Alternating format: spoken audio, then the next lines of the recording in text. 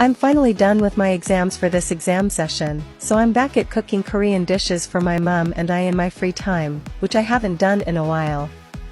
Since today my mom wasn't at home for lunch, I started with this rice cake okonomiyaki for one I found a recipe for on the Cafe Medi YouTube channel. I don't know if it's accurate to call it a Korean dish because as you can guess from the name it's originally Japanese, but I'm pretty sure the idea of throwing rice cakes in there came from a Korean.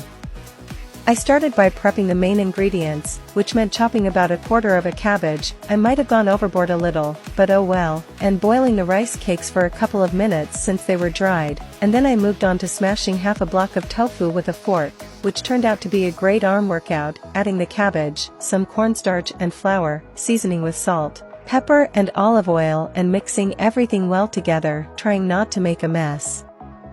Although this recipe was for one, it ended up making a lot of volume, which means it would be probably easier to mix it in a bigger bowl than I used, and it would definitely be advisable to cook it in a couple of different batches, because I tried to make it one huge pancake-like thing that took up a whole medium-sized pan and it was a nightmare to flip. I ended up doing it in portion, which is why the top wasn't so crispy at the end, but I swear the bottom was well cooked.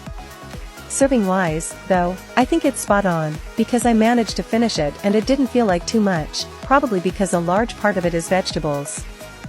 Anyway, after adding the rice cakes that in the meantime should have cooled down a little but didn't because there's about 30 degrees outside, and mixing everything one last time, it was time to transfer the mixture in the pan and trying to make it as compact as possible, hoping that it would hold together.